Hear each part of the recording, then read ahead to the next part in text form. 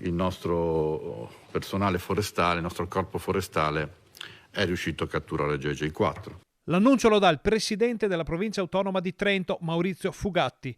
L'orsa JJ4, che qualche giorno ha ucciso nei boschi della Val di Sole il runner Andrea Papi, è stata catturata e il presidente della provincia fuga ogni dubbio. Il Trentino vuole abbattere l'orsa e aspetta solo l'ok del TAR. Procederemo, se il TAR concederà ovviamente questo rispetto all'ordinanza che avevo sottoscritto, procederemo all'abbattimento di JJ4.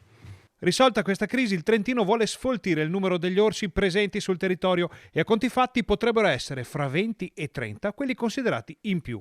Dove finiranno è tutto da vedere. Ancora più importante è il tema del futuro del progetto e quindi del fatto che i numeri devono tornare a quella che era la loro originalità, cioè quello che era l'origine del progetto che voi ricordate prevedeva una cinquantina di esemplari che si sarebbero dispersi sull'arco alpino. Più di qualcuno ha suggerito che il Veneto potrebbe accogliere questi esemplari in surplus e alcuni ricordano come l'area più vicina al Trentino sia quella dell'altopiano dei 7 comuni, dove qualche orso di passaggio si è visto nel corso degli anni.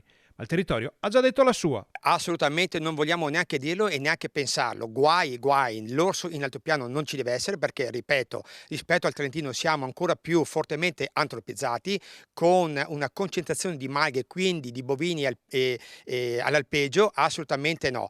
I sindaci dell'altopiano sono comunque preoccupati per quel che è accaduto in Trentino e per quel che potrebbe succedere ancora. Io spero solo, me lo auguro, che questa cattura non sia un semplice e mero spostamento del problema da una zona all'altra, perché questo vorrà dire che non abbiamo ancora capito nulla per l'ennesima volta. Quindi se aspettiamo ancora un morto, io ovviamente non ci sto e qualcuno però dovrà assumersi le responsabilità. Una situazione che per la politica e per i cittadini conferma ancora una volta la necessità di un intervento sul tema dei grandi carnivori.